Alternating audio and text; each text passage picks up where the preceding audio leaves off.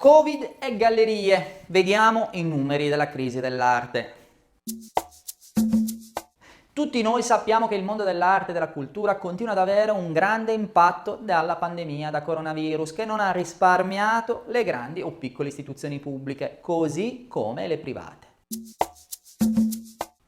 Il coronavirus, ma in particolare il lockdown, ha avuto e continua ad avere un grave impatto soprattutto sul mercato delle gallerie d'arte. La ripresa è difficile, per il 43,1% di loro è a rischio l'attività futura. Ecco i numeri della crisi. La pandemia di Covid-19 ha avuto un impatto significativo sul mercato delle gallerie d'arte, con cali di vendita, riduzione del personale e, nel peggiore dei casi, chiusure permanenti. Questo è quanto afferma l'Art Market Report pubblicato da Art Basel in collaborazione con UBS e curato dall'economista d'arte Claire McAndrew. Il sondaggio è stato condotto tra 795 gallerie e 360 collezionisti con un patrimonio netto elevato negli Stati Uniti, nel Regno Unito, in Europa e in Asia. Secondo il report che mostra lo stato del mercato dell'arte, per il primo semestre 2020 le vendite delle gallerie sono diminuite del 36% rispetto allo stesso periodo del 2019 e solo il 21% di esse prevede un aumento nella seconda metà dell'anno. Inoltre, un terzo delle gallerie contattate ha segnalato un forte ridimensionamento del personale, mentre il 2% delle gallerie dichiara di dover chiudere completamente. Tra le chiusure celebri del 2020, la sede londinese di Marian Goodman e ancora la galleria di Gavin Brown a New York e a Roma, per fondersi con la Barbara Gladstone Gallery. Le gallerie con un fatturato compreso tra 250.000 e 500.000 dollari all'anno sono state quelle più duramente colpite, sia per la riduzione delle vendite del 47%, sia per il licenziamento del personale 38%. Determinante per il calo delle vendite è stata la cancellazione e il rinvio delle fiere d'arte in tutto il mondo.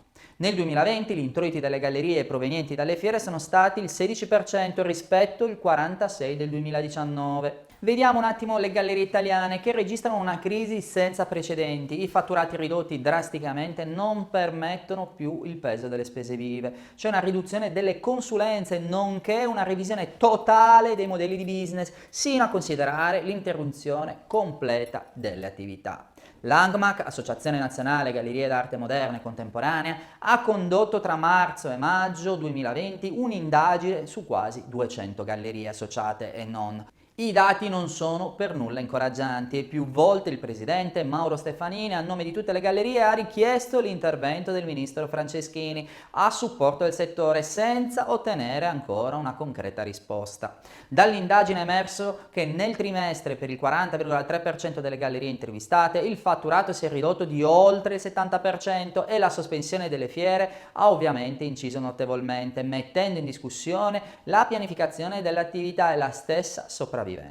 Eppure anche l'attività delle gallerie d'arte ha una funzione culturale meno riconosciuta però nel nostro paese rispetto ad altri, come in Germania, dove l'IVA sulle vendite d'arte è stata abbassata al 10% e gli spazi espositivi hanno ricevuto un sostegno economico immediato. Ora qual è la strategia da attuare in attesa? Ecco che il digitale diventa anche per le gallerie d'arte la chiave di accesso al mondo dell'arte 3.0.